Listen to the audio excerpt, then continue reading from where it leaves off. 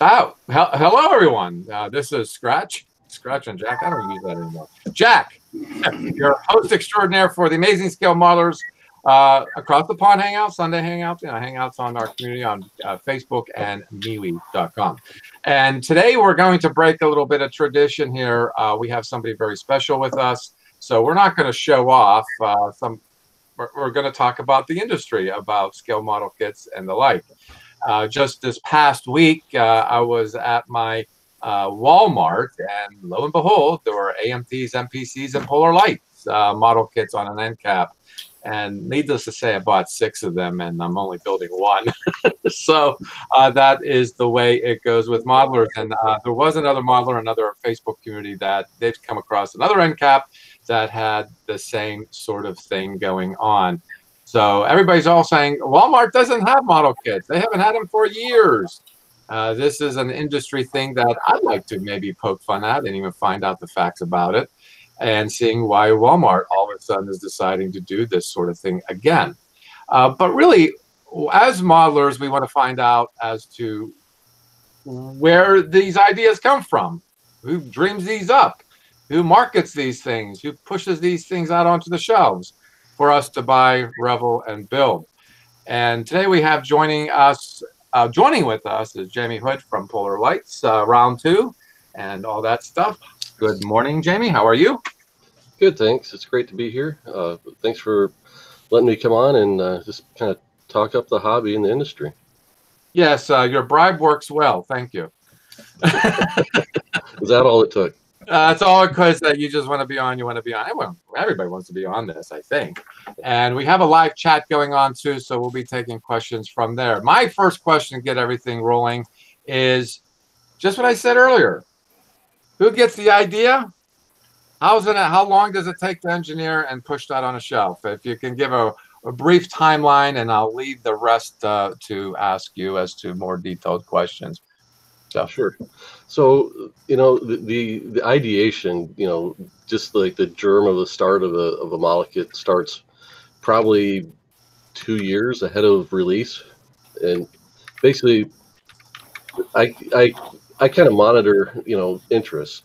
I see comments online, and we've taken polls, and when, we take a poll and ask people to choose between 3 kits, and the obvious answer is the 4th one that we didn't put on as a choice, that kind of clues us in that's maybe the one that people want. So I started asking around, maybe a few modelers, a few retailers, people that I kind of have grown to know, trust their opinion, and so we get started from there. And so once we figure out exactly which kit we want to do. So let's take the Katinga for an example. The development time on that kit was at least 2 years, and so like I said, every time we took a poll, that was the top vote getter, either that or a 350 Reliant. But people had expected the Katinga because there had been rumors floating around that Polar Lights was going to release that kit way back when it was still owned by Playing Mantis. So once we got into it, it was a matter of figuring out, okay, if we want to do this, who has the right data, who has the plans or a CAD file.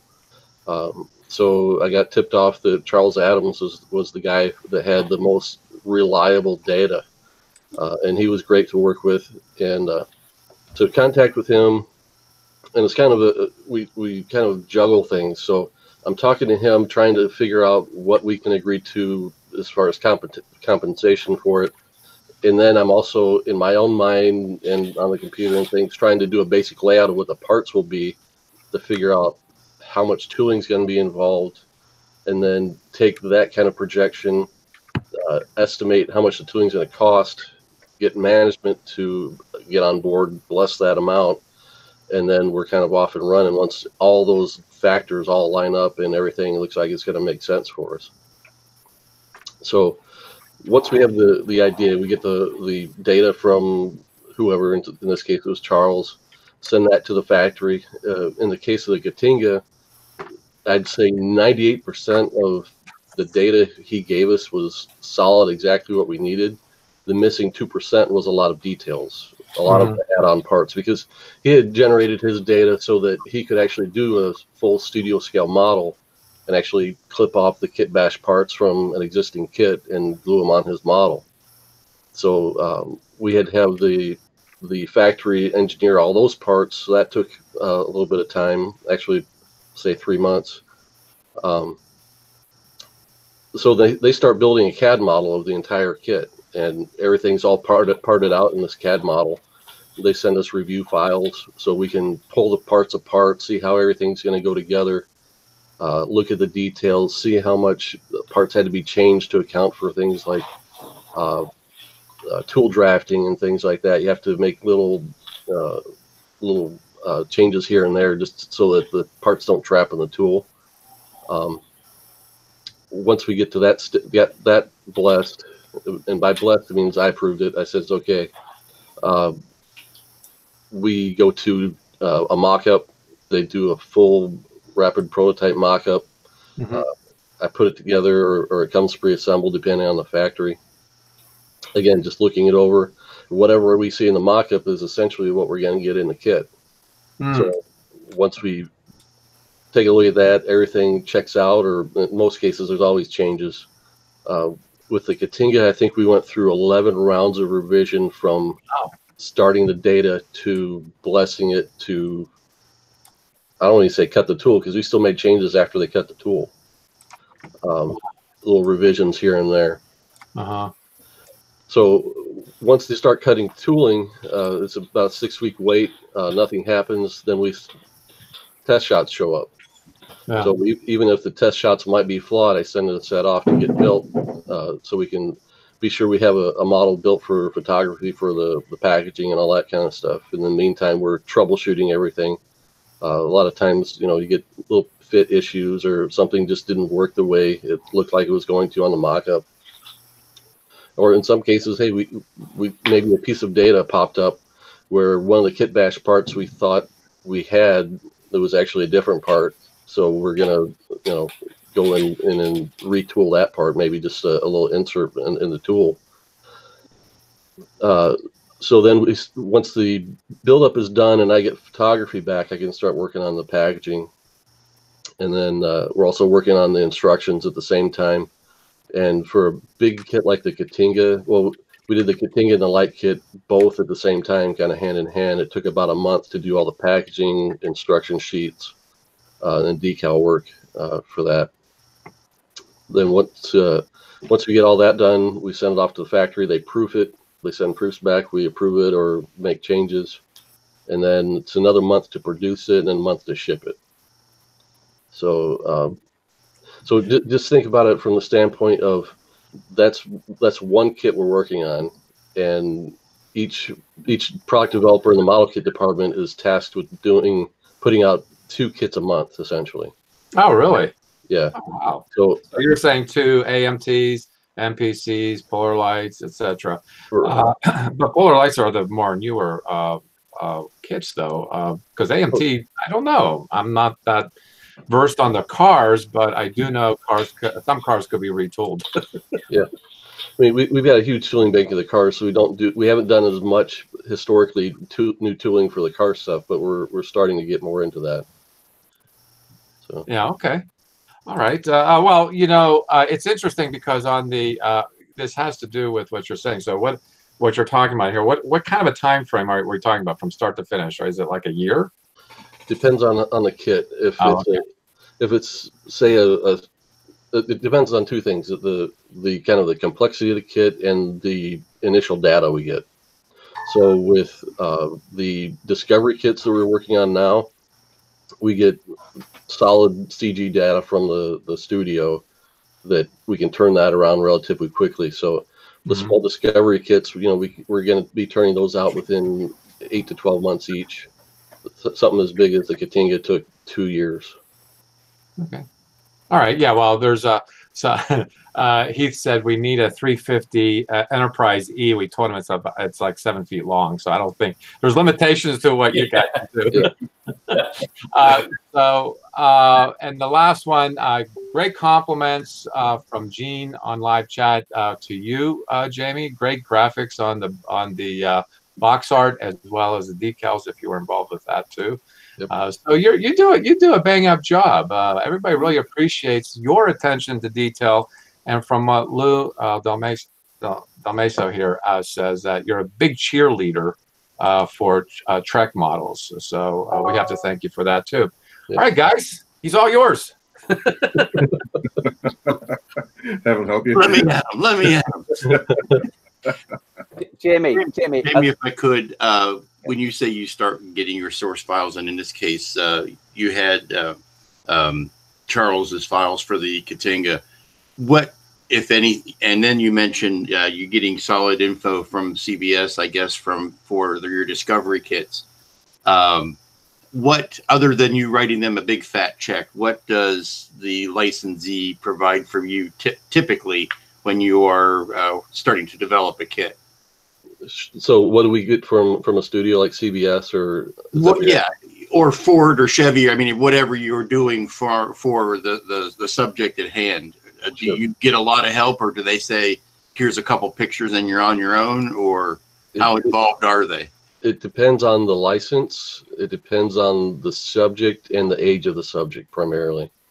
So with CBS, if we ask for something to base our Katinga model kit on, we might have gotten a few photographs, and that would have been about it. And they might have said, go talk to Gary Kerr and find out, you know, who the guy, who's the best source to talk to. Right. With Ford and Chevy and the automakers, if it's an older car, we're on our own. If it's a brand new make, like we've done a Corvette, I believe, and a Camaro, they give us the CAD data for those. But even with that, once the factory, our factory starts dealing with their CAD data, we still have a little bit of work to do with supervision of the factory that they're not kind of screwing things up. Even with solid CAD data, there's lots of room for error. Mm-hmm. And then, but in worst case scenario, we get nothing but a logo, and we get told we can't show actor likenesses. Right. So for instance, I know it was kind of an odd choice to do, and some of these ideas are handed down to us, and we deal with them as best we can. But to do the Beverly Hills Cop Nova, so we were given the logo. We couldn't use the Beverly Hills sign on the package. We couldn't use any photo from the movie that had any recognizable face in it. And so we were kind of stuck with, okay, we have a logo, and we're going to pay for our own build-up, and we have to figure out how to market this thing. But something like that comes, a license like that comes attached to other licenses. In some cases, we're dealing with a studio, and we're getting, 3 or 4 movie properties all in one license agreement. So, yeah, see, and some of them are real easy to deal with, and some of them are difficult. As far as CBS and Star Trek, except for when we had one run-in with Bad Robot, they've been really great to work with. They don't hold us up. They supply what they can, and I was going to say, it must be difficult with CBS and Paramount, because obviously they've got sort of 2 half shares of the same property. So that must be kind of tricky with the licensing for that. No, they've got, essentially all goes through one office. And, the only difference is if it's something from a movie, we have to put a line in about Paramount in the legal line, and anything else we don't. It's just all CBS. But CBS handles all that on their end. How did you find working with the Jerry Anderson properties? They're relatively easy too, because with something like that, if you go to like the ITV licensing website, you might see Space 1999 on there now, because we've kind of made somewhat of a success of it. Mm-hmm. But when we went looking for it, you couldn't find a trace of it. You found all the shows they're airing now. That's what they're kind of pushing and licensing. So in a case like that, the person that's in charge of the license probably doesn't even know what you're talking about. I'm not saying that's definitely the case, but it could be the case. I know there was one case several years ago. This isn't in modeling, but when we were doing the holiday toy line, we had the Frosty the Snowman license, and it was kind of a weird license because it wasn't with the Frosty song. It was with Warner Brothers, who had made, I believe, the second Frosty cartoon. And in that cartoon, you have a little flashback or flash forward, I can't remember, of Frosty and his wife and his kids. So we wanted to do sculpts of his kids, and we told the licensor we wanted to do that, and they're like, you can't do that. You don't have permission. We're like, it's in your movie. Go watch your movie. So they went and watched the movie and then gave us permission to do it. Yeah, you got. Sometimes you have to tell them what they have. Yep. I'd like to jump in with something. Heath is really going on about Discovery. Now, when I went to Wonderfest, there was a prototype of the Katinga there, which I was taking all kinds of pictures of it. But there was a large poster basically asking what would be a good scale. I don't know. It was really. Stop it! I just got this yesterday. Well, okay. This is a Discovery. Is this a Discovery? Yes, it is. This is our Discovery build-up, yeah. Wow, that's actually not a bad. Oh, very nice. I tell you, in person, look, it's got a metallic finish to it. It looks like a piece of jewelry. Such a treasure. I want to bury it. Does the cheese cutter rotate? Yeah, you can also slice pizza with it. I mean, the detail of or let's say the overall shapes of the ship, have room to be critiqued, but the way that it finishes off, I couldn't be happier with it. Right. Oh, I see. I kind of find that funny because some tchotchke maker hasn't even decided to make a bottle opener with that or a pizza cutter or just like a there's a Oh, oh, look at this. Oh, yes. Now that's a nice one. That is a nice ship. A much nicer ship. Oh, stop it. The Shenzhou is it's a hot rod. I mean, that's the only way to describe it. What scale is that, Jamie?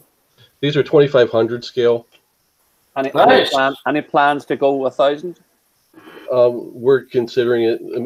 I mean, chances are we'll probably do something in a larger scale. We still haven't decided if it's going to be 1,000 or 1,400.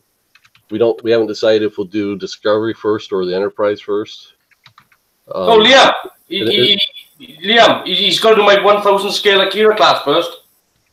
I'm not having 1,000 scale Akira class with the windows cut out. We've already established this. And Firefly Serenity as well. We've been through this. Priorities, man. Priorities.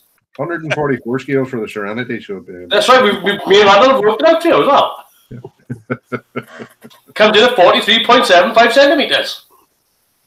Jamie, do you know how offhand, when you say you're just trying to decide Discovery or Enterprise, do they tell you, hey, next season Enterprise is going to be in 1 or 2 episodes, or it's going to be, it's only in, don't spend too much time on the Enterprise because you're only going to see it once, but the Discovery is going to be in the whole season? Or do they give you any sort of hint that way, or are you kind of on your own? I haven't discussed that with anybody at the licensor directly. I mean, but I kind of keep an ear out to the news and things like that, and they pretty much said after Enterprise made its appearance last year that the show is still going to be called Discovery. It's not going to be called Enterprise. So I think that gives us a pretty good clue. But I think they got the design of the Enterprise for the show right, where they took enough cues from other versions to appeal more to the guys that know what the ship is supposed to look like. They put John Eves on it, and that's the right person. Right. I think as a modeler, and based on the Katinga, part of the reason the Katinga has been so popular is the scale it's been released at. If that had been released at a 1,000 scale, Jamie, I don't think you would have had the sales that you had. Yeah, I mean, with a ship of that nature, it's almost impossible to do it right at a smaller scale. I mean, people we've had a few requests for 1,000 scale Katinga, but we're just not going to get the level of detail in it that we're getting in it at 350. And you want to have a match set for that and the refit. Right. Yeah, plus, if a kit comes out in that scale, I've talked before about UK prices. If it's that scale, we don't care. We'll save up and we will get a hold of one somehow. Mm-hmm. If it was a 1,000 scale, it just wouldn't be of interest to me in comparison. I always will like the bigger the better, but that's just. Yeah, that's one of the things we're always trying to consider is the build size, and there are there are modelers that there's a certain segment of modeling that don't have the space for the big ones, so they want the smaller ones, and then there's the other opposite of the spectrum where everybody bigger is better. And we just have to strike a balance to supply enough product for both. Ah, look, he has to show it off. Yes, of course. Yeah. That's pretty. Is Lou showing his Katinga? Yes. That is, you know, there I'm not allowed to do that in public anymore. That's filth, sir. Filth. Smut, I tell you. And it still isn't in the UK. I know. That's what I mean. It's porn. He's just playing with us. Yeah, Jamie, I think you've got a hostile crowd over across the pond there. So, well, I don't know if you see that picture you put up, Jack, of all the models in Walmart. I put up a second picture with all the equivalent UK prices. It's just sickening. It's killing models in the UK. The prices is just certainly for AMT and polar light stuff. It's just insane. Don't you think it's the import stuff that you know, governments put on things? That doesn't add. It's the distributor in the UK. Amarang as a distributor are a pile of unmentionable. All right, we can probably talk about that privately. Their pricing structure is let's screw them for as much as we can. That's the only principle they work on. Yeah. If you compare Airfix kits in comparison to equivalent sized AMT or polarized kit, which has been imported in, much cheaper. So there's something wrong somewhere, but that's just a rant. Sorry for the rant. That's okay. There's a lull.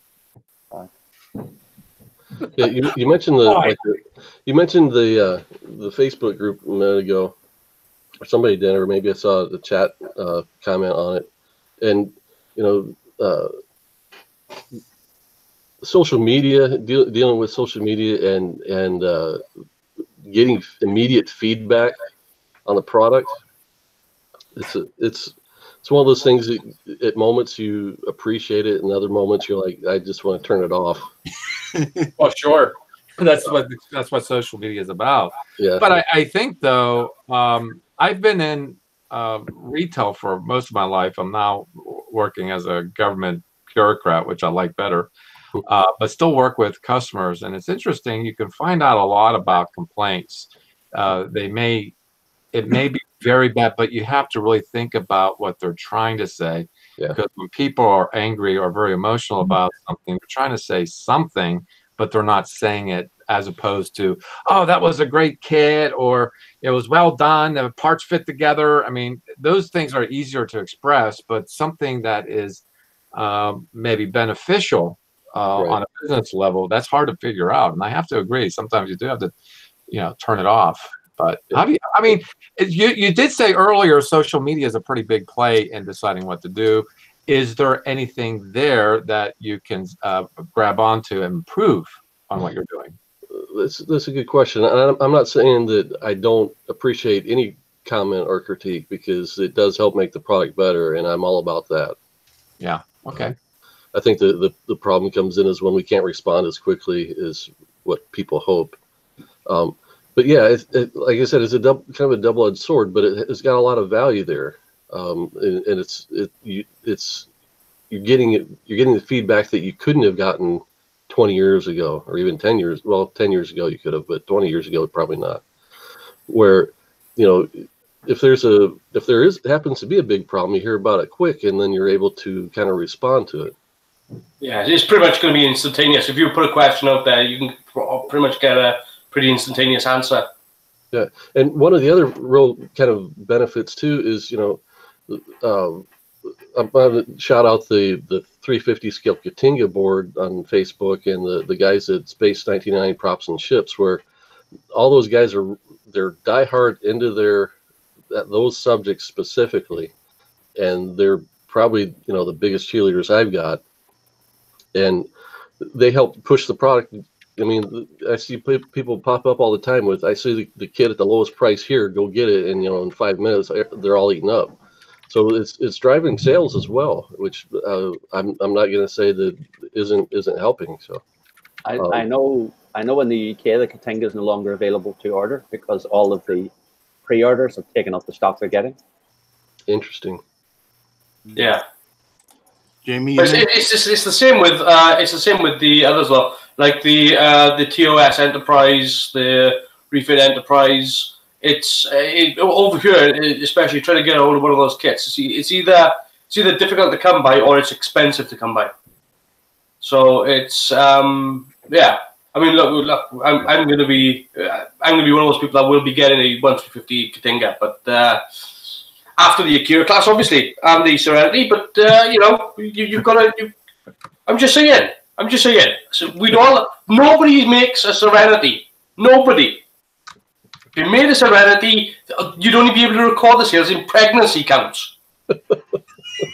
Well, you know, I think the Bob, who is one of our usual suspects, said there is a 350-pound gorilla in the room. It's called Orville. So back off, Bob.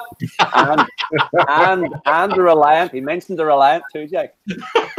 Jamie, you mentioned you always take these surveys. How have you found them to be as far as actually turning out to be true and the reliability of them? Because everybody says they want this kit, but how does that actually turn into, do they actually buy them when they put them out?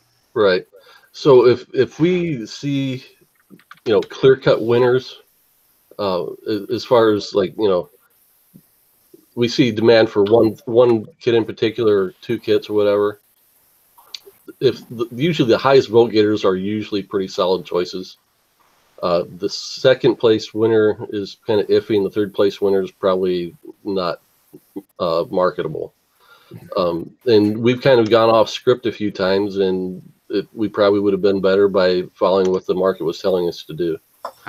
In some cases, it's a matter of, you know, we're real limited resource-wise as far as tooling dollars we can spend.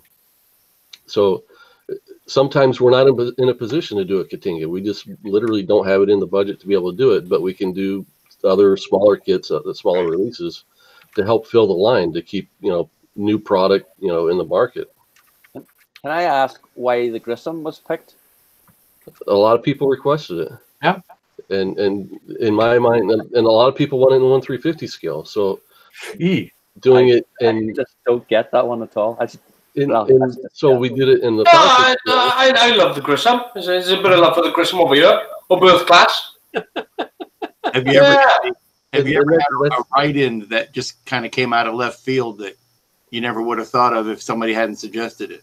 Right, and it is an odd, in the big scheme of things, when you compare it to all the other ships in the line, it's kind of an odd design, but they're passionate fans of it, and then there are other people that look at it and they shake their head. So I can maybe see why the question too, because it fit in the box with the Bird of Prey, which a lot of people would have liked too.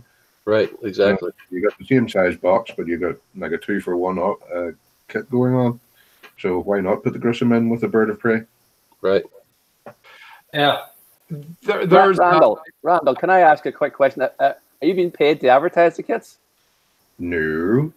Look over your shoulder.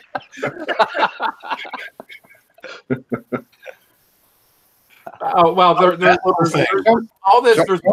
Somebody at the other end there suggested that I should change the kits that I have behind me. They were. Okay.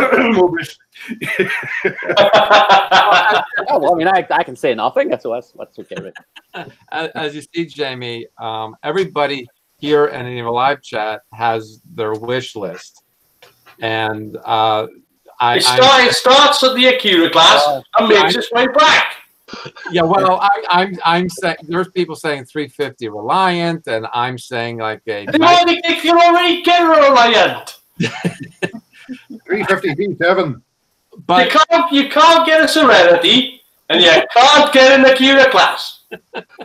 People have been wanting a Serenity since Firefight first bloody come out. It must be a licensing issue, presumably, Carmen. It must be a licensing issue. I can give you the files for the bloody ship if you like. I know the guy who made it.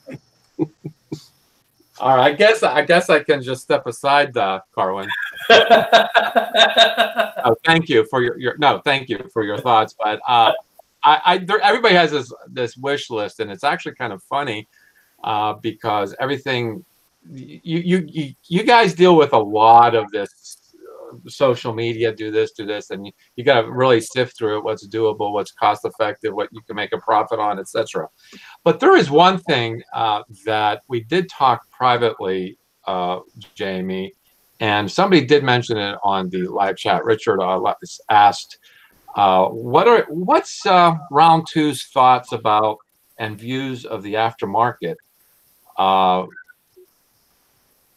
Yeah, so it's technically we're supposed to report everything we see, but it was happening before we got into business, and there's too much of it to traffic. And so we look at it from a standpoint of, is somebody doing something that we plan to do? And so that's level one. If we see that, that's when we have a letter sent. If we see people that are augmenting a kit we're putting out, they're improving something, they're adding something to it, we see that as, well, they've got to buy our kit in order to make that work, they've got to buy our kit to begin with. Right. For, say, just other oddball ships that, people are fans of, but there's not enough demand to, do a commercial kit of it, that's really where it's the grayest area. Because technically we have all the rights to do it, but whether we would, that's the question. Mm-hmm. So I mean, there's just a lot of stuff out there too, because as you well probably can guess, there's a lot of modelers that are highly sophisticated, and when they buy your kit, they want to max it out, sort of like buying a Chevy Nova, a 68 Chevy Nova, and then just totally rebuilding it and making it their own. Right. And I find that fascinating. And I think the licensors allow a lot of wiggle room for everything you see. I mean, they're not coming in kind of hunting people down because they don't want to destroy the goodwill, with their fan base. But I think too, it also sells your models too in some ways. Sure. Yeah. All right.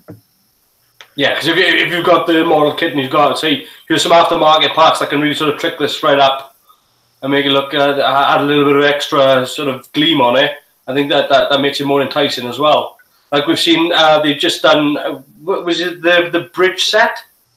The Enterprise original bridge set with all the, brass for it, which sort of does all the little comm panels and everything. Sure.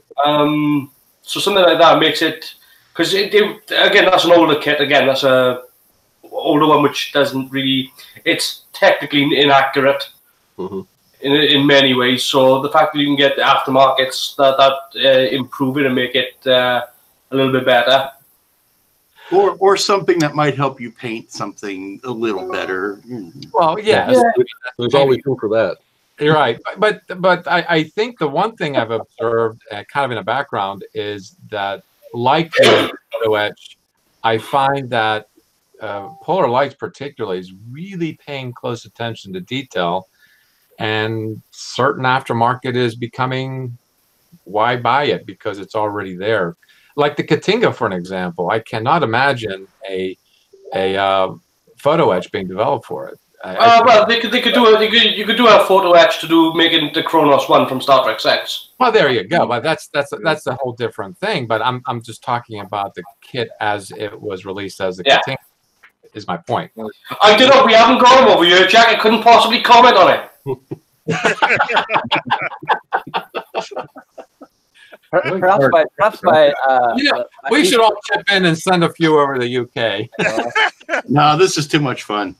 I can huff, Well, I think Jack's making an excellent point, because in the old days, the old 18-inch Enterprise, you had, if you wanted to put windows in it, you had to drill them out yourself. And now, of course, obviously you're selling a lighting kit, which is something that, 10, 15 years ago, model makers didn't sell lighting kits for their own models. And they, not only that, but if you don't buy the lighting kit, you still engineered your base kit in a way that facilitates lighting. Yeah. And that's not something that you would have seen. It's an advancement in, it's there if you want it, but you don't have to use it. And you know, the inexperienced or beginner model may open up the box and say, well, what do these things do? And if it doesn't affect the outside of it, what does it hurt to put that extra work on the inside? Right. Can I ask a question again? Apparently not, Liam. You're broken. You're in Revell USA. Obviously, have been two different entities, and Revell USA seems to have disappeared off the scene, but Revell Germany is still going strong. Revell Germany are doing things with Bandai in the sense of reselling the Bandai kits in Europe. That always, again, we would pay crazy money to get them from Japan. There'd be no way Polar Lights would look at something like that. And I know, for example, there have been Mobius kits that have appeared through the Revell name. Well, there's a way of getting a distributor in Europe for your kits that you still get your profit, but the modeler gets the kits, probably a bigger range of kits as well at a more reasonable price. Just a question, but it's something we're always open to. Yeah. The numbers just have to work out. That's what it comes down to. They're waiting to see how that Brexit thing turns out. Oh, we all. Yeah, that's just a skip on fire. That is. That will just make things worse, Lou. So. Yeah. But actually, I don't know, because our imports, we'd be controlling the imports. It's the exports that's the problem. So yeah. Right. It's just if there was an option, whether it's something worth looking at, to talk to Revell Germany, because it seems to be a thing they do quite a bit with all our. Didn't Revell actually buy fine molds of parts? Didn't they do like the Star Wars license? Yeah. But they're not. They seem to be concentrating now on the Bandai side, Cameron. The fine molds kit of the because they did some sort of merger or something with the actual molds as well. Yeah, so they sort of remold of it. I don't think the kit of the Falcon sold as well as they thought it would, but the Bandai kits, being what they are, hopefully will do better. But Jamie, just in terms of numbers, of course, we're all sci-fi modelers to an extent, one extent or another, so we think the world revolves around us. And rightfully so. But the question is, how much of the modeling market actually is sci-fi? And what is, when we think about, a hit album, this is how old I am, a hit record was a million seller, and that you got a gold record for that. What is without giving away any trade numbers, what is the typical run of a model? Is it 100,000? Is it 150? I mean, what kind of numbers are we actually talking as far as how popular? When you say a kit is very popular, does that mean it sold 20 or 20,000? Let me see how I can answer this without. I think I'll say that the numbers probably lower than we think. That's what I'm thinking, because we think everything that is they must be selling 1 million of these things. The numbers are going to be amazingly low. Yeah. Okay. Let's say I don't think we've sold any one kit more than 100,000. Wow. Mm-hmm. Oh, you're talking Polar Lights. You're not talking like all brands. Really? Like maybe I don't know, a Challenger that could be a General Lee packaged as such, or right. Wow. It would be interesting. It would be interesting, Jack, to know what the sales figures would have been in the 80s. Wow. Well, there's some kits when you're talking about car kits and maybe airplane kits. Some of them have been around for since I was a kid. Now 50 years. Mm-hmm. And you're saying those numbers are still under that. Wow, that's pretty amazing. I don't know. Okay, so Star Trek 6, they announced that the Klingon moon has exploded and the Klingons are going extinct. Yes. That's kind of where we're at. Oh, yeah, but they survived. So when we do polling, we always ask for ages. Mm-hmm. And I think it was 5 years ago I checked this. Statistically, there was no response under the age of 35.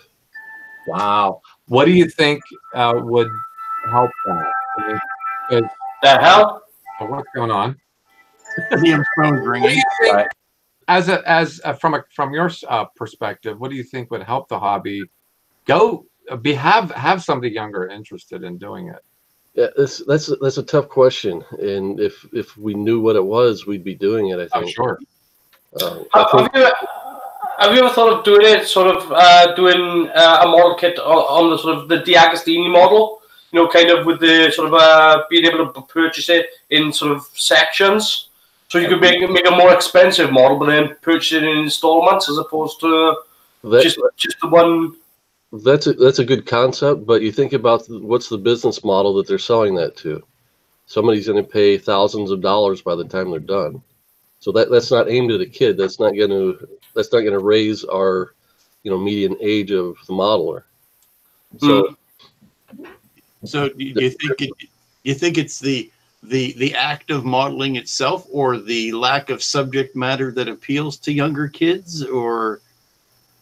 I mean, kids aren't buying real cars these days, much less models of cars. Right, and the kids it's different compared to when we were kids, let's say. So I can remember the one Christmas where, I got my first set of adventure people. I got probably a TIE fighter, at least a half a dozen Star Wars figures. I'm sure I got puzzles, things to do. And I was, $6 million man, all that kind of stuff. Mm-hmm. I was thrilled. I'd play with that stuff for hours. And these days, the reason companies like Toys R Us go out of business is because kids aren't buying toys, and specifically boys aren't buying toys. If you would have gone to a Toys R Us before they closed, mm-hmm. and actually, measured out the square footage of the amount of space shown to the girls section or younger kids section versus the more, I'd say, mature boys, that would buy a Star Wars action figure or toy, the size discrepancy was pretty significant. Oh, wow. Yeah. And it's because the boys are playing more video games. And I'm not saying, I'm not going to come on here and rant about, video games are evil, but maybe they are. I don't know. They are. I didn't know. There's also the standpoint of, okay, so you have to build a model properly, you're going to have to get your hands dirty. What are you going to get them dirty with? You're going to get them dirty with paint and glue. And you think about all of the kind of environmental restrictions and transportation restrictions that come with that. So yeah, when bigger retailers like Walmart stopped carrying model kits when you think back, they had the kits. Right next to the kits, they had the paint and the glue and the tools. Everything was right there in one spot. You could buy everything you needed, essentially. So it's not a matter of just us as a model kit manufacturer figuring out how to grow the market to a younger demographic, because it's really an industry thing. Even outside modeling industry, it's the paint industry as well, because all the paints are made by paint manufacturers, not kit manufacturers. Yeah. Have you sort of looking into things like augmented reality as well to go with kits?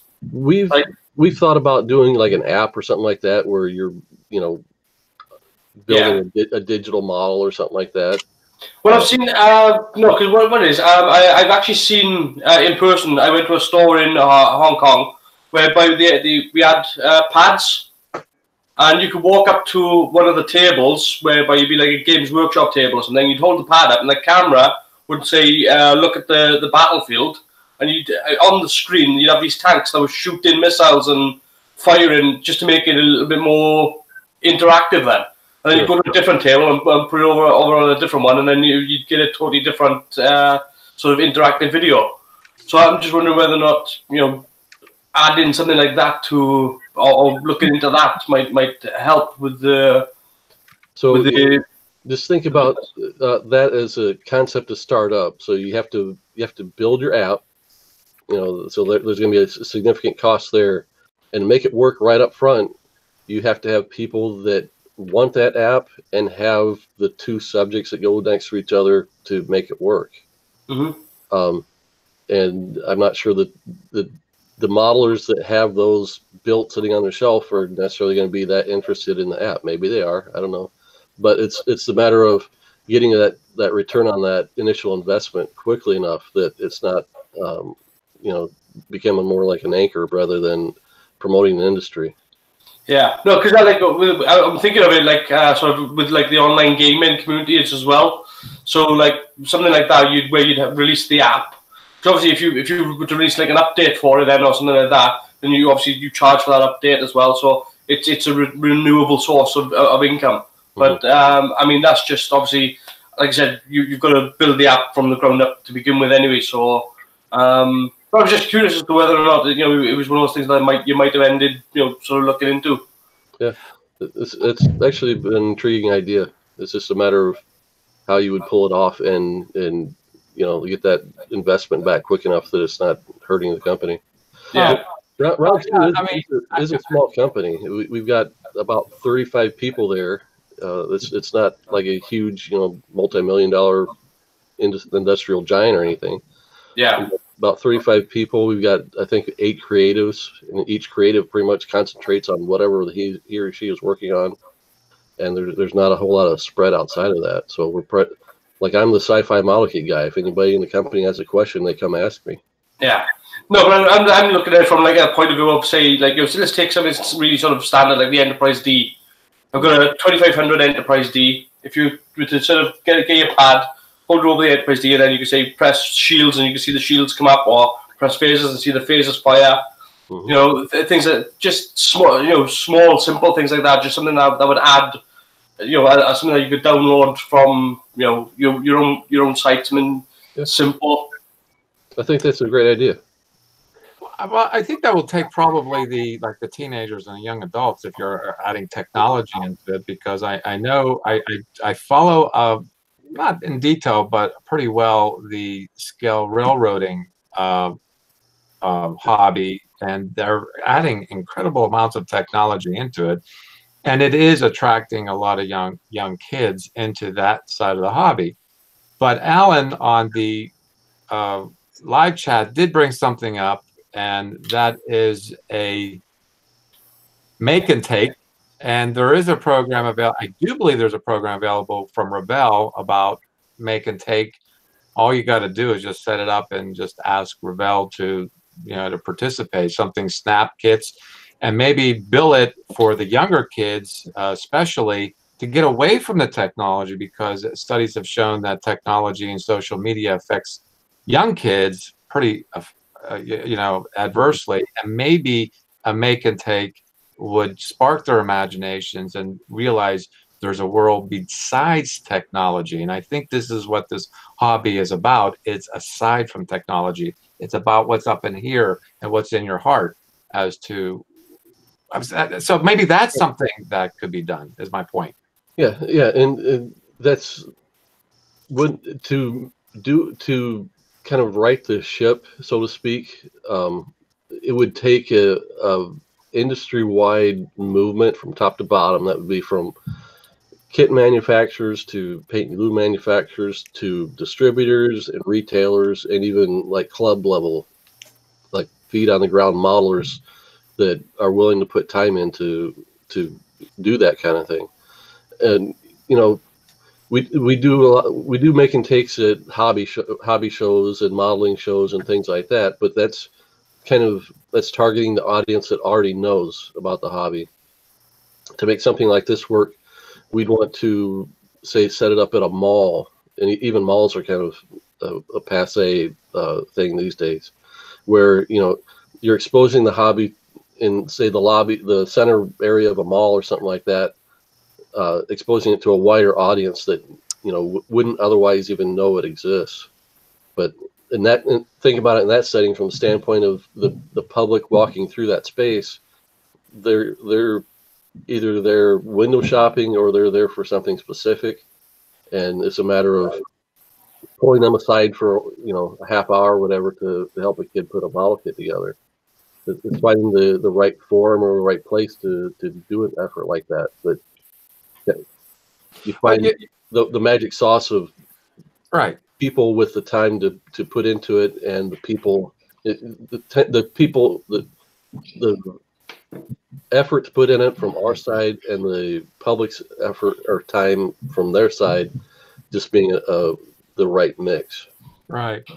Well, I'm thinking beyond the mall, because when you brought that up, the first thought that crossed my mind is the Scouts, the Boys and Girls Club, Salvation Army, because they all have like youth programs, even churches, things of this nature would have youth programs that maybe takes a person like myself and everybody in listening distance from what I'm saying here is to make that proposal and maybe approach them and say, hey, I got a program that will be kind of wholesome and beneficial. We all know these things as modelers. Sure. And it gets them away from the virtual violence and the virtuality of technology and make something more tangible to tell them that there is a tangible world they can live in too. Right. Hey, can you hear me? Yes, we can hear you there, Simon. Okay. Welcome, Simon. How you doing, Simon? Hey. What a bitch to try to get on here, man. My iPad is just giving me conniptions. I'm about ready to fling it in the wall. It works on my Mac, though. There you go. There you go. Have you been listening to this? No, I just got on finally. Oh, okay. Jesus. Like I said, I'm holding it and going, you little.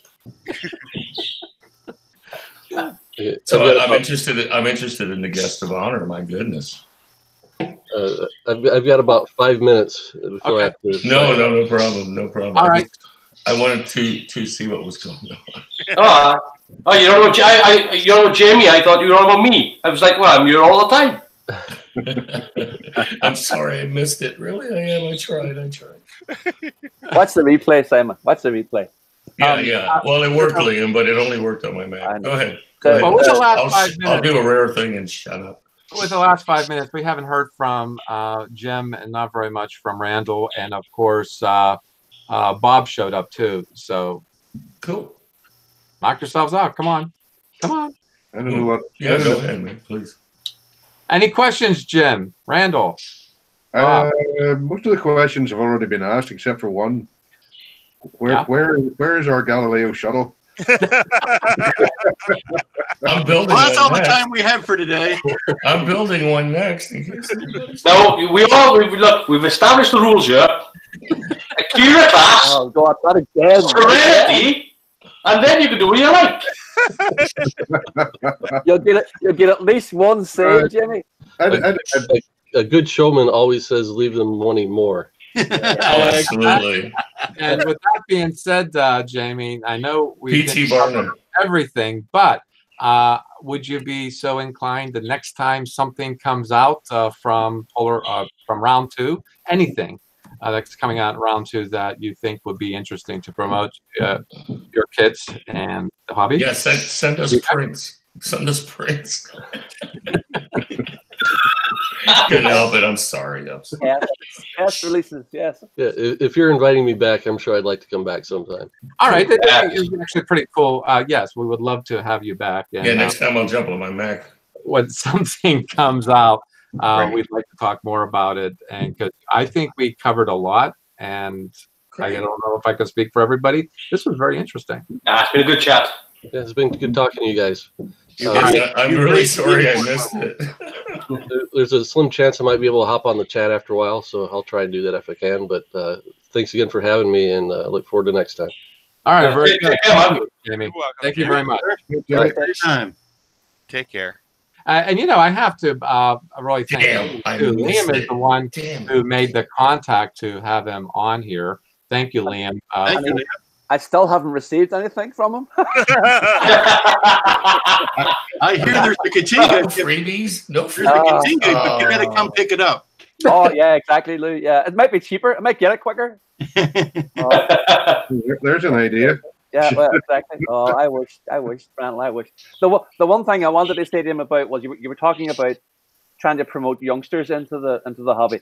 Airfix in the UK have a scheme where they will supply a set of kits to schools, for example. I don't know how successful it's been. They've tried it.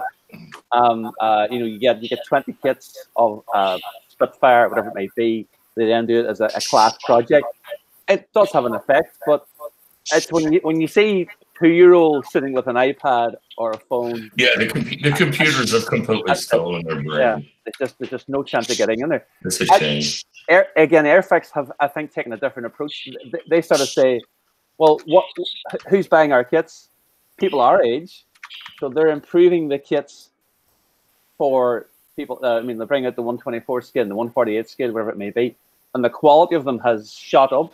Price has gone up as well, but the quality is there that proper modelers want to buy them.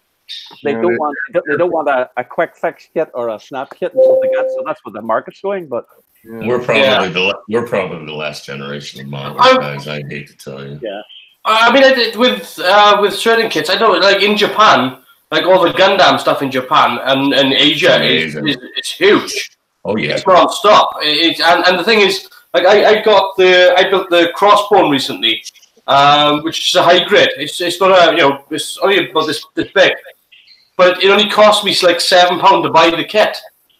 Do you know what I mean? Like, and it's a fantastic. You could animate the damn thing because it's articulated everywhere. Yeah, the engineering on it is fantastic, but again, it cost me £7. It's this big, and it's it's a very popular thing in Japan. The huge ones can be in the thousands. Oh yeah, huge ones, yeah, the master grades and the perfect grades, yeah. Oh yeah. I find that if the kids that you might get more interested in modeling, I'm just going from my nephew. My nephew was big into building Lego. He's been building Legos. Oh yeah, that's the start, man. That's the start. And that's what I got my grandson doing. He's still into that. But I finally got him into doing some kits, and he's, starting to get more interested in that. And that's the people. If you get kids that are even doing, like say, Lego, I think Lego in some ways is a bit of a gateway into building stuff. Absolutely. So those kids are ones that might become future modelers. So and the old Meccano sets were wonderful. I loved Meccano. Yeah, it's too bad that just don't see them anymore. They were brilliant. Yeah. The other thing, of course, James, is I'm surprised how many youngsters are interested in 3D printing. Yeah. Since I got the 3D printer for Christmas. Well, yeah, that could be a lot of them are showing an interest in that side of it, that they're designing stuff and printing it in 3D. And I know there are 2 guys at work, both their daughters, who are 13 and 15. Girls are into it too, yes. Yeah, so it might be a different route, but maybe it's an offshoot and eventually turns into something like what we did. But I do think that we were all a bunch of dinosaurs. I'm sorry. It's going to depend on the subject matter as well, because there's going to be things that are going to sell well as model kits that we just won't be into. Like I mean, I couldn't tell you like if a Pokemon would sell. I have no bloody. If somebody made a scale model Pokemon, I don't know. Well, I don't know. Would it sell though? I mean, that's the thing. Bandai makes Pokemon model kits. Really? I have no idea. That's how out of it I am. It's one of the most popular downloads as well on Thingiverse. Wow. I want one so bad. You gotta think the Legos are selling, and there's also Lego movies. Yeah. And there's other entertainment that kids can see, a character in the Lego movie and then go buy the Lego and everything is wonderful. Everything's so freaking great. Well, that's what I mean. You've got to look at what kids are really into, because a kid's gonna. That's why I'm saying subject matter is as important as anything else. A kid. Yeah, what's created nowadays that doesn't have a toy associated? A 12-year-old kid is not going to build the Titanic.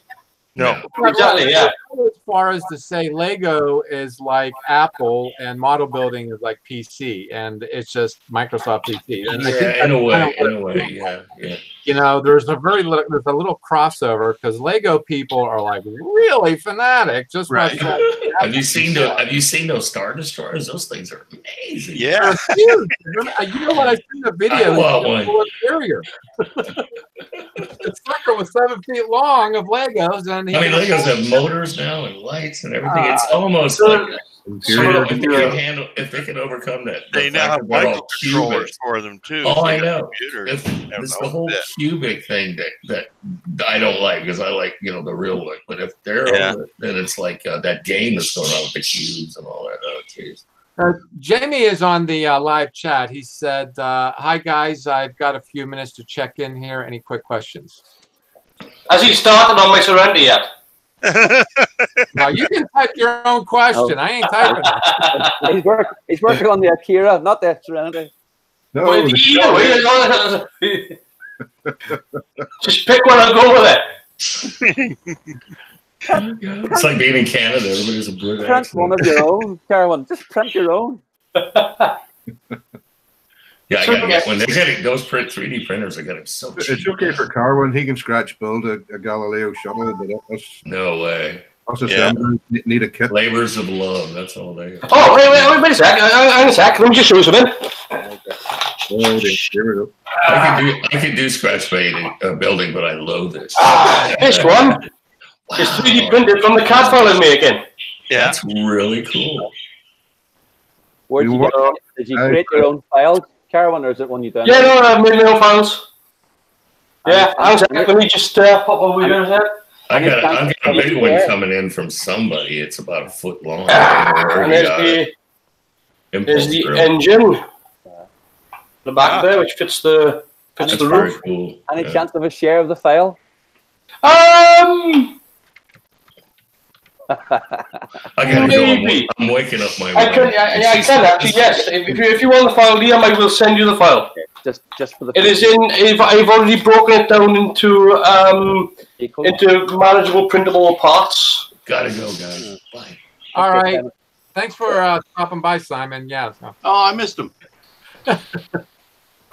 Yeah. So this is not just the exterior shell, though, Liam. It's the exterior shell plus the interior cockpit as well, with all the. Are you doing another shuttle? And yes, and what I've done here as well to make things easier, I put a lip on the inside here. Mm-hmm. So the actual computer sits on that lip there. The console sits on there. Yeah. So that it's already leveled.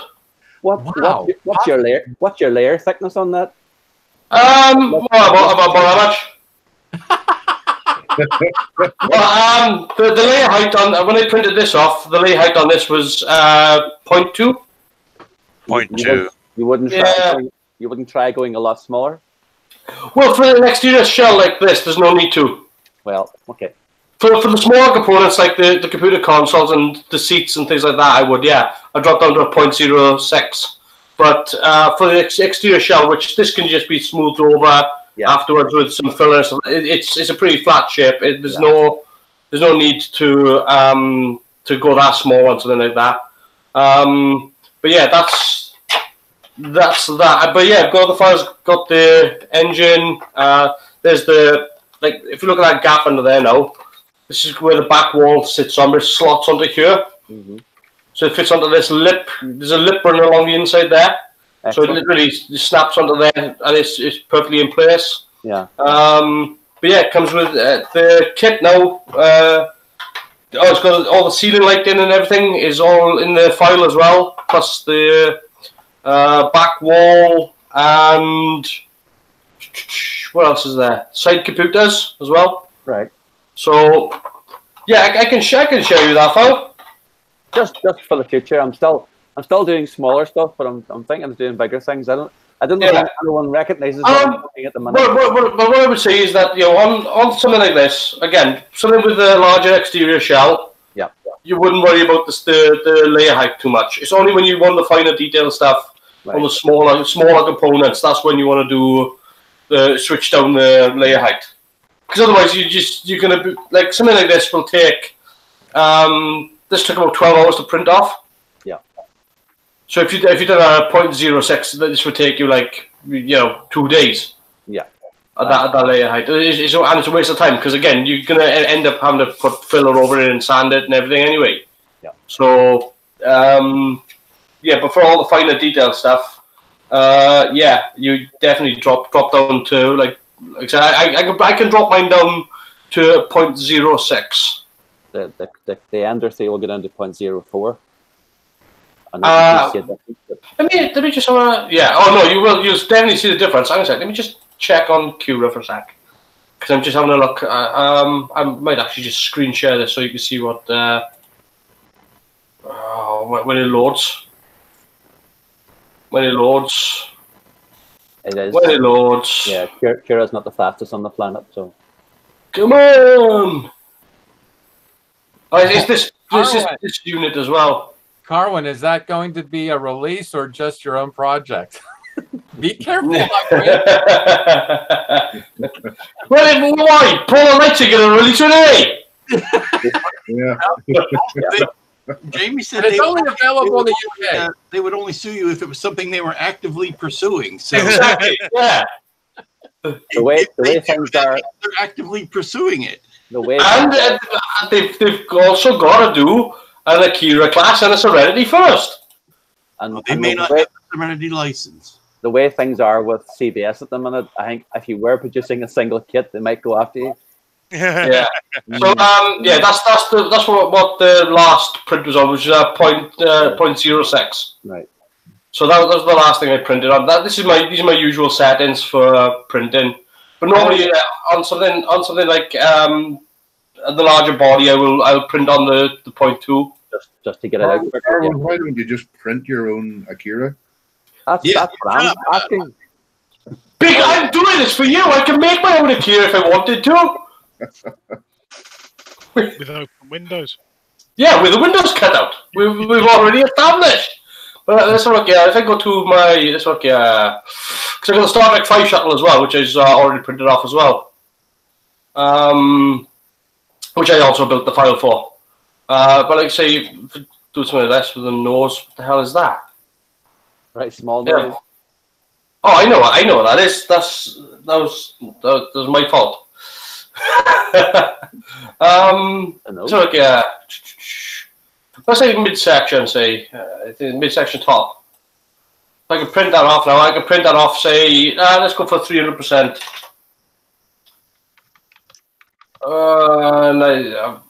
Come on.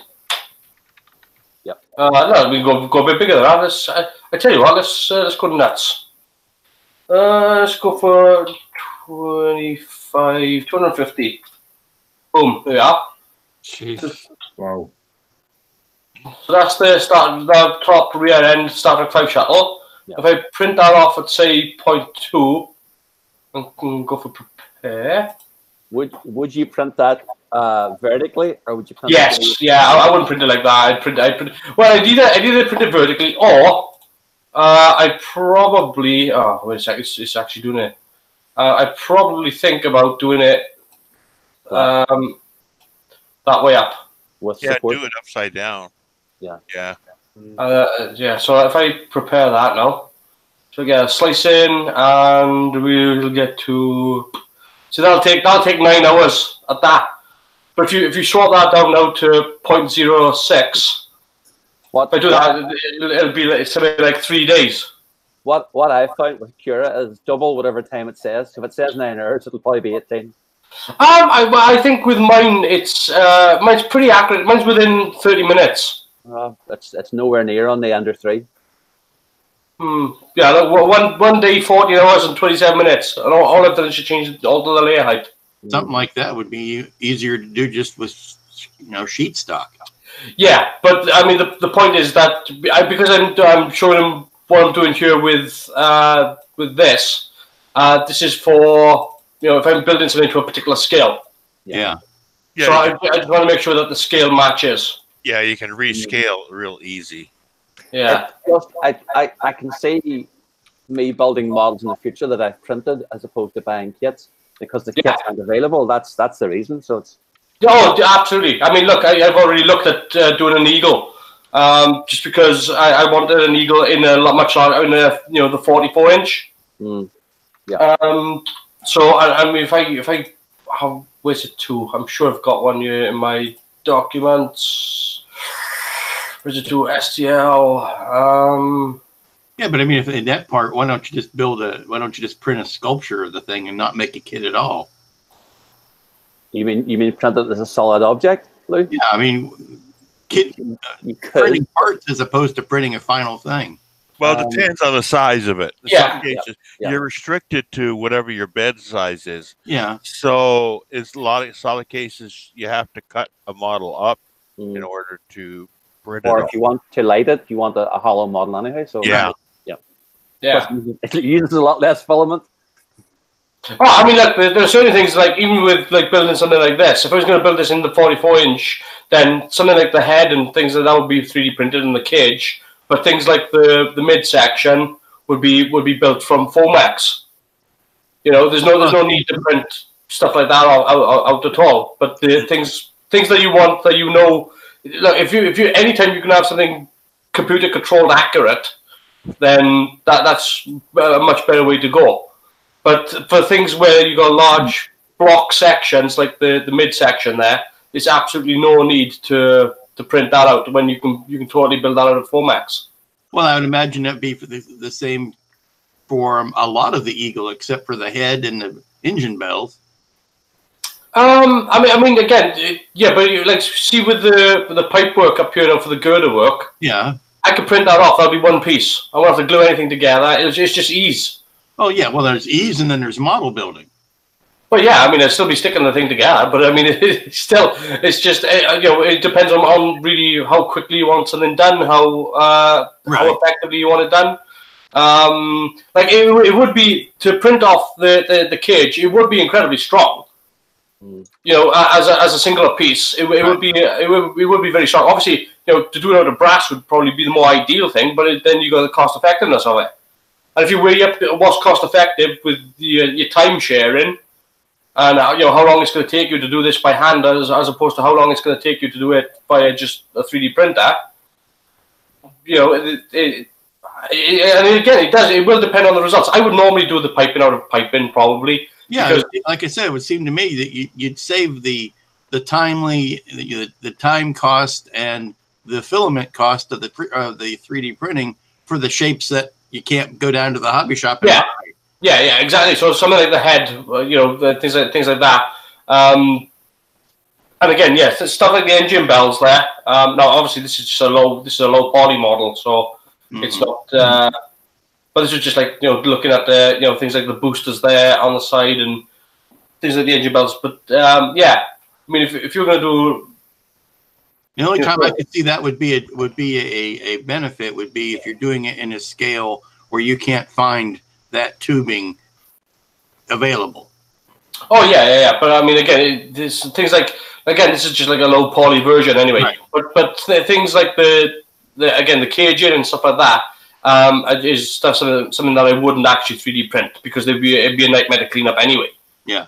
Because it'd be all layer, whichever way you done it, you have layer heights everywhere. So, if I delete that there, let's have a look here, see what else we got.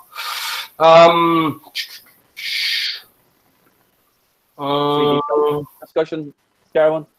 Pardon? We sort of hijacked this into a 3D printing discussion. I know, yeah. Somebody on the live chat asked what you're 3D printing there, mister. Myself? Yes. Well, I'll put up a picture again. It's not a ginormous thing or anything, but see if anyone can guess what it is. But well, gee, I mean, not the Orville, is it, by any chance? Looks like somebody melted marshmallow and slapped it on your back. It's actually a Delta Flare. But it's let me just zoom this out so you can see what this is.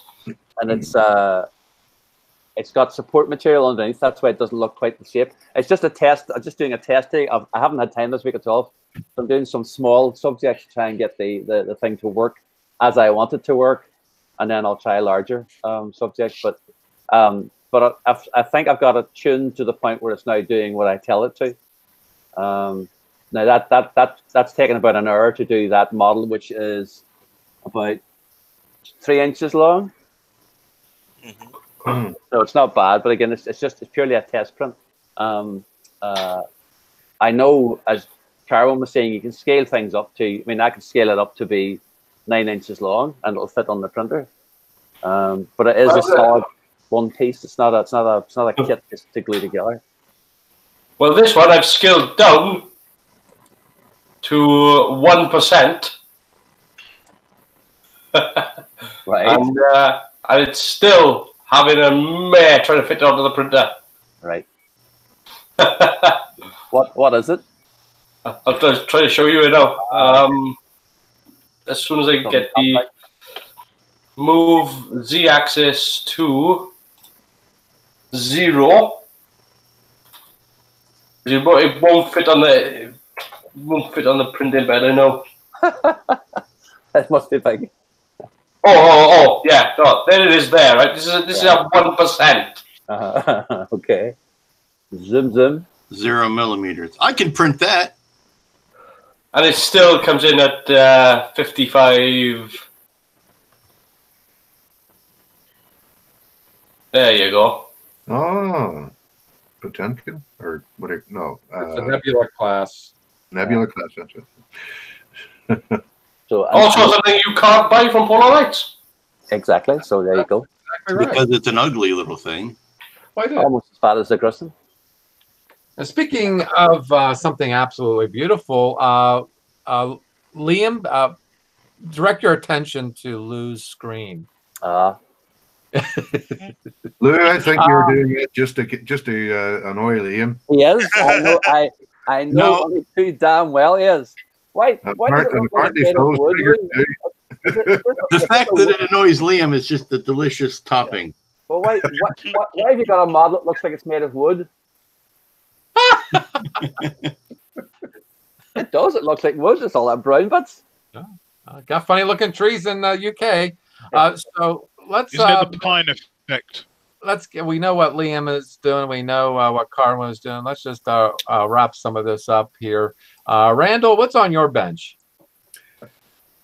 Wood. Well, nothing that I've started, but all right, thank you. We're moving on to Phil. I'm in a mood for finishing stuff that I started before. Well, he said, yeah. Yeah. It's like a Tholian Web Romulan thing there, or what's with the glare on there, Randall? It looks like a. Is the whole thing lit up? Yeah, well, it's because it's not light black anywhere. It's too funny. It looks like it's glowing. It's on fire. It's on. It's mid destroyed and mid blown up. Mm-hmm. Yeah, you've been feeling pretty lousy this past week. Is that true, Randall? Yeah. Kind of. Every time I think I'm getting clear of it, I keep meeting somebody that has a dose, and I re-catch it again. So yeah, stop meeting people. Haven't exactly been on sharing. Yeah. Oh yeah, the people love sharing their misery with me. Yeah. See, I do exactly like when I'm out, and if I'm feeling really ill and I sneezing or coughing, I make sure I never cover my mouth, because if I got it, somebody else is having it, and they can suffer with me, the bastards. Misery loves company. Yeah. Exactly. Hey,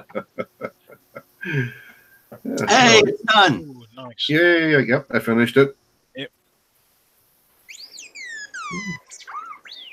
Yes, R2. I know it's not exactly the right orientation, but just what I like the Apollo module. I didn't realize R2 was a rivet counter. Sorry, what's that, Lou? I said I like the Apollo module, but what's that cactus growing out of the top? That's the Ruskies for you. Yeah. I didn't know you could just wrap a comforter around a ship. Oh yeah. Yeah, they tend to like their the thermal blankets around their ships. Yeah, I got a water heater. It looks like. Hey, I mean the thing lands in Kazakhstan. When it comes back down again, it's always cold there. Yeah, so, and they always land right on the ground instead of the water too. Yeah, it's like you better pray your parachute works. Parachute. Then they do fire some retros right before it hits the ground. Yeah. When you see the video of them landing on the ground, it nearly looks as if the thing exploded in dust. Yeah. Just with the rockets kicking up all the dust. Mm-hmm. Yeah. That's just if you make a mistake, that's a hard way to stop. Oh yes. Yeah, relying on those rockets to kick off just at the very last. Literally the last half second before you hit the ground. That's one hell of an insurance claim that is if they get that wrong. That's like jumping up at the last minute when you're in a falling elevator. I actually think it's mechanical.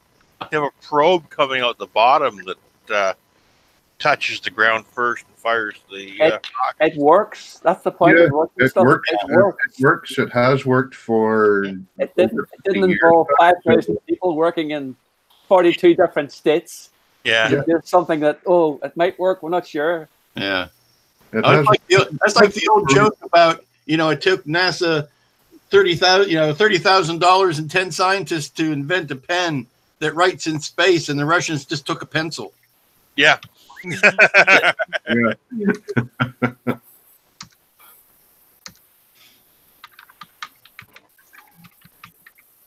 Yeah, they, as I say, is for the last 50 years, it has worked. So, Yeah. Okay, there was that launch they did late last year where something went wrong with the booster, but their launch escape tower system worked and pulled the rest of the capsule away from everything. Yeah. So yeah, again, their escape system still works. Yeah, that crew is now up at the ISS too. Yeah, that's right. Yeah. What's R2 squealing about? I don't know. You better ask him. I don't think I think you he's said his own man. I don't know what he's on about. So I had add a few extra antennae to the thing here, to the solar panels. This C-shaped thing came with the kit. All this cross bracing I had to add because the kit manufacturer Dragon would have you believe that it was solar panels on both sides. Going by the shiny. Hey, Carwin, just to interrupt just a moment here. There's somebody on the live chat that says 3D printing a Nomad. That might be an interesting project for you to take on, no? I don't print gonads. Nomad. Nomad. Nomad. Actually, I think there's several Nomad models on. There's a one-to-one scale kit that's great. Yeah. Sorry, I didn't mean to take your thunder there, Mr. Randall, but I had to say something to him. That's okay. Not a problem. Yeah, but that's actually a pretty cool, the Soyuz. Oh, look at that. That's amazing. So you say that the solar panels aren't on both sides? That's the pre-built one. Mm. That's the... Yeah, that's the pre... and the best good Peter tradition, they use sticky back plastic for the solar panels. Yes. And it's that sort of iridescent. Yeah, it's like the what would you call it? It's like a colorized version of that. Yeah. The prismatic. It's the reflective tape. Yeah. Disco tape.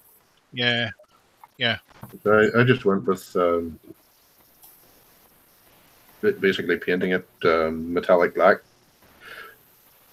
with I can't remember. Well, it looks great for the scale. Yeah. Speak again, Lou. It does look right for the scale. No, that's actually kind of cool how your Katinga keeps coming up. Yeah. We've got. I don't think so. I do not agree. I don't know. We have a talking Katinga. That's your business end right there. What do you think, Archie? Yeah. I'll be sure not to give you any ammunition or rub my nose into something.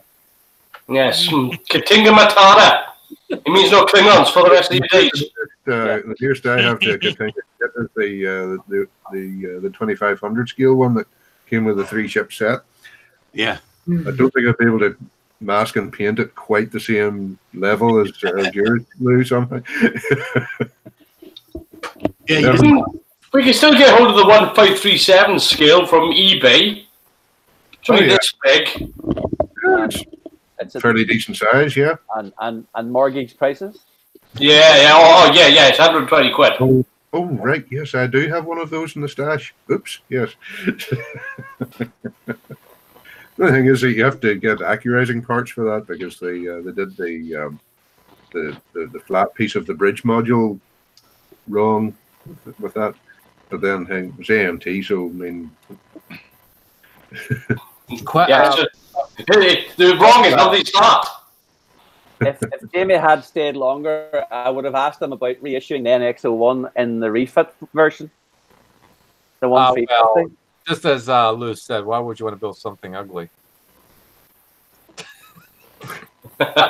It looks a hell of a lot better than a bloody Grissom. Well, no, I told him. No, I told him in a private chat. I said, "Here's an opportunity. You can re-pop the NX01 and have a separate kit to do what you're saying. Refit it, yeah. Well, they did make a. I mean, the 1000 scale does have that now.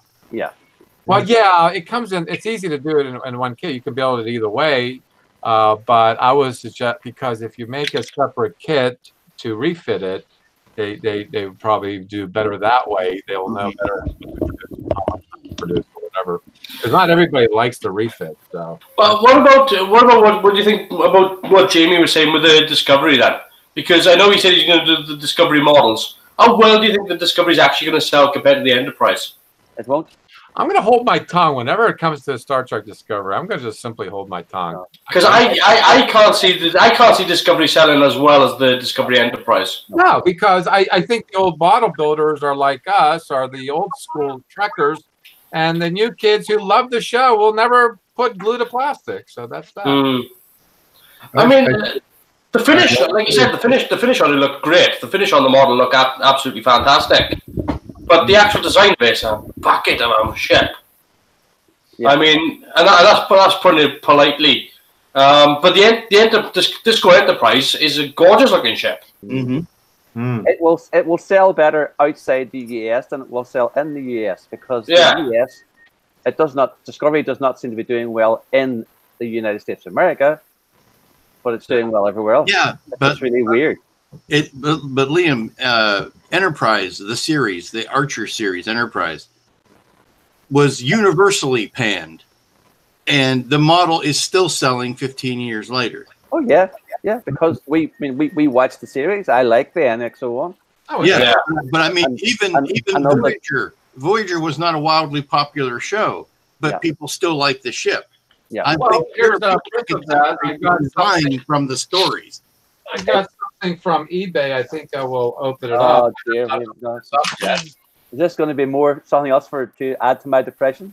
Well, maybe. It just depends on how you feel about it. Oh, Ken Skiffington is scratch building a Mortal Engines model. Nice. I haven't seen Mortal Engines yet. Is it any good? No. It's not. No. I think it's one of those films you could describe as having escaped rather than being released. Definitely something you leave your brain. What's Jack got there? It's a movie that comes out in January. What do you expect? Yeah. Tell me how much. How much did you pay for it? $96 shipped. Who makes that, Jack? This is Polar Lights. It's the original pop. Oh, the people that are making my Cuba class with the windows cut out. No, the nearest. Just buy an NX01 and turn it upside down. Do you know they also do the Serenity? The nearest I've found in the UK, Jack, is about £140. Yeah. Well, 140 pounds, that's like 200. Well, it's about $200. I just got lucky. I just happened to be cruising eBay. This guy posted, and like 2 hours later, I bought it. Yeah. That price buy. If I see another one at a reasonable cost here, I will certainly get a hold of it, but it's not likely to happen. So. But you know what motivated me? Because I have the second pop right here that I promised to sell Buck. And I'm like, crap, I'm building mine. And it's such a fun kit to build. It really is fun. And I got Ralph's lighting kit, which is amazing. And $154.97. Lou was so kind years ago, but maybe 4 years ago, he sent me the maps. And that's what I'm doing right now. So that's what I'm doing on my bench. How about you, Phil? Yeah. New Star Trek Polar Lights NX01. New Star Trek Polar Lights NX01 kit. £329.30 plus £24 shipping. The drugs they're on are magnificent. Yes. You know what? It would be so much easier, Carwin, if you just went over Liam's house and just gave him a rope, a gun, and razor blades. You know, it's just you're doing it. No, look, I mean, seriously, look, Isaac, before we go any further, no, because this has to be seen. It is sad. I know it's sad. Yeah, well, that's one. Plus shipping. What? Which were professionally built. Import charges $122. Wow, jeez, it's criminy. Speaking of selling enterprises, I know Jamie's selling his TOS enterprise at the minute. I wonder if he got it sold. Oh, he doesn't want to build it no more. No, it's a built one. It's the one finished on the thing and everything. But I think he's needed to dispose of it financially. So interesting to see it's £900 finished, which I think is quite reasonable for what it is. But they sell a 1/1000 scale NXO one for £278. That's about half price for half size. So, well, I'd like to thank Lou for setting those masks. It's the first. I find them interesting. I find adhesion even more interesting. I've discovered that I don't wait around a week to do it and then paint it, because painting takes like 15 minutes. Right. But thank you so much, and I am going to definitely purchase more from you in the future, because you made me a devotee to your masks. I hooked another one. Yes, another one. And your instructions are amusing. Has humor on them. Thank you. Anyway, what was that, Phil? What were you doing? Very little. Not a great deal. Can you hear me all right? Yeah. No, I haven't been doing a huge amount with things going on, but I was getting stuff off the shelves that have been up for years, washing them off and thinking, actually, that doesn't look that bad. And one of the ones I found was this. Ooh, yeah. That I painted very many years ago, brush painted. And I thought once I got all the dust and I actually had to use flash bathroom spray on it to get all the cigar tar off it as well. But yeah, I'm quite pleased with actually how that actually came out. God, I remember how shockingly crap those stands were. Oh yeah, it's glued to it as well. So, yeah, but what I'm thinking of doing is maybe giving it a bath in oven cleaner and pulling it apart and lighting it up and redoing it. But I may leave it as that as well. Yeah, because buying one of those as a kit now is about 50 quid. That would be it. And that's just by itself, not in the 3-piece like it used to come. Yeah, it comes as an individual, doesn't it? Yeah. Yes, you get it. Yeah. You can still get the Bird of Prey, and you can still get the Marauder. But yeah, they come in separate now. They're in like the 2,500 All Cadet series boxes. It would be a prime candidate for a re-release. Yeah, it would. It would. I did a bit of shopping. This arrived this week. Oh, R4I9. Yeah, which I may do as the which was the one R4M something, was it? Forgotten the designation now. The one that pops motivate that. The cream and tan one that you see on the blockade runner, where you just briefly see it rolling past with the captured rebels. I have unfortunately got no modelling done whatsoever, but there were things happening, so it's just sort of completely precluded that. But I'm going to the Bolton Model Show tomorrow, so Cool. I shall be there. I shall be there with the displaying on the Spartans table. All being well, barring any further disasters. Plenty of pictures being taken? Sorry? Plenty of pictures being taken? Well, I will do. Yes, well, I intend to. Yeah, I must take my camera this time. I didn't take me big camera for the last one, but yes. But other than that, really, I've been at a standstill with kit building. I sort of sat there, picked up a kit, looked at it, and put it back. And I'm sure we've all been there. Research. Yeah. Oh, did lots and lots of research. You have no idea how much research I've been doing. Mm-hmm. The actual building, glued to plastic. No, and then your research. Unless your name's Lou or Jack, I think most of us haven't really done that much building over the last couple of weeks. I think it's just for us, it's the time of the year. Yeah. As much as anything. Are you saying that? Are you saying that about me? Oh yeah, well you've been making great progress in your NX01. Well, that's because I've been impressed with all the. Lou, as usual, has been doing one kit with one hand, another with his other hand, and if he had opposable toes instead of just a big toe, he probably would be working on a kit there as well. What you didn't know is he has. What do you mean if? Yeah. Okay. So saving the best for last. How you doing, Jim? I'm doing fine there, Jack. I have been working on this week. I got some more planking done. Now it's starting to look shipshape.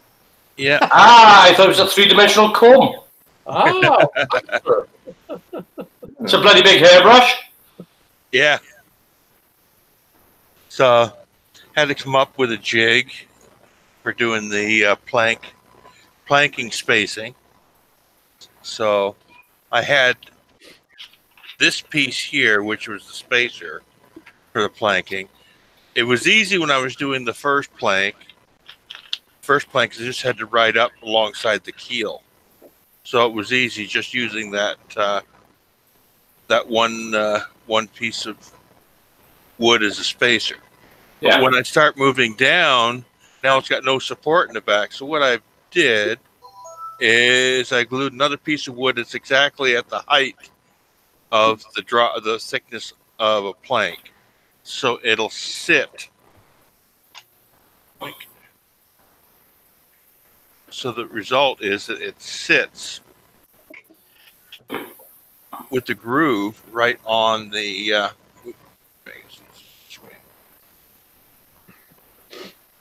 so it sits on the plank with the groove and holds it the right spacing to give my 2 millimeter spacing for the next plank. Yeah. And that's working out great. And one thing I had to do, originally I was clamping right on that piece of wood there, the cross member. But the problem is it was lifting the whole thing because it's all curved. It was lifting it up, and so it wasn't flat on the plank. So I ended up putting this piece here, gluing this piece on there to clamp onto to hold it flat. And that's working out good. Mm-hmm. Nice. So that's where I'm working with that. Nice. Well, for all of you who have just joined us on a live broadcast here, Jamie Hood was on earlier. He had to leave, so we're just doing our usual business. So if you want to watch Jamie Hood, and it was a very interesting conversation, just tune in to the rerun of it.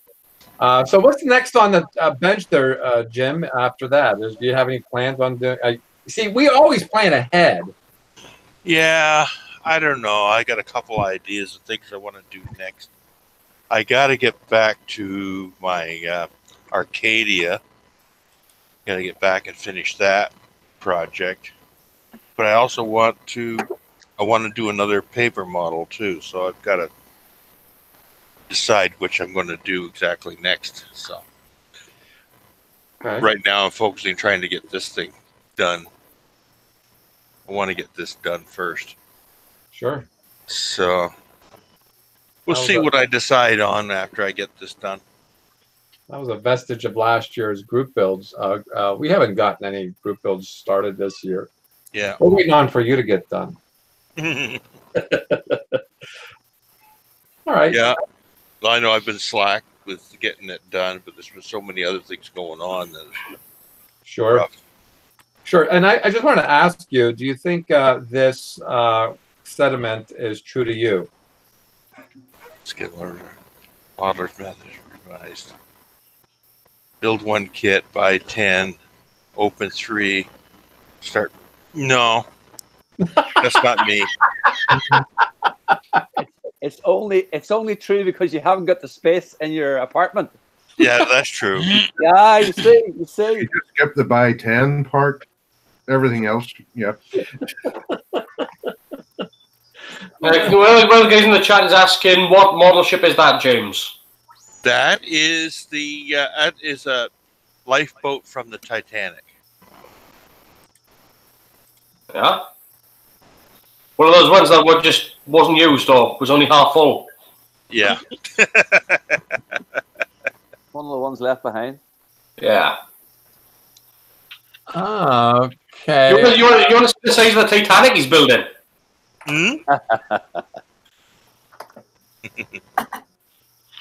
All right. Well, I guess that's it. We've all run out of steam. And I'd like to thank first and foremost all the new members who joined the communities on both Facebook and MeWe. This has been a little off this morning because of Jamie. Will blame him, but Jamie was on, and I am so thankful he came on. It was actually a very fascinating conversation. So also very much want to thank him, and for Liam for tapping his shoulder and saying, sure, yeah, he'll do it. So I'd like to thank everybody in the live chat. I don't even know where to begin. I mean, the chat has been very active. Darwin, Sean, there's Gene from NASCAR, something or another, and also Bob Busking stopped by. Ken Skiffington also stopped by. George, of course, George, the mayor of the live chat, was around too. And Ralph was in from Panaglia. Yeah. This has been the most active live chat. So if I didn't mention your name, that doesn't mean I don't thank you. That just means there's just so much of you. Thank you. And I'd like to thank, of course, Bob Bruce, who had showed up momentarily, as well as Simon Marks even said hello, which was very nice of him to do. And I'd like to thank Carwin. Thank you, Carwin, for not taking over, but being a very, very prolific co-host. Thank you very much. So it's nice to jump on and chat. It is. And thank you, Jim, for also stopping by. And also, Liam, thank you for everything. And of course, now I'm jealous of that, you see. So we've got something in common. You got something I want, and I got something you want. Or should we say, Lou has something you want. Thank you, Lou, for stopping by. You betcha. Well, and do be sure to catch Lou Dalmaso's videos on YouTube. He recently got done with a 1,000 scale garage kit of the USS Enterprise D, and now he's doing the Katinga and also doing Massport. The process is interesting, although you're not giving much up. Thank you. I got to. I was gratified to hear Jamie's thoughts on the aftermarket as it relates to what I do.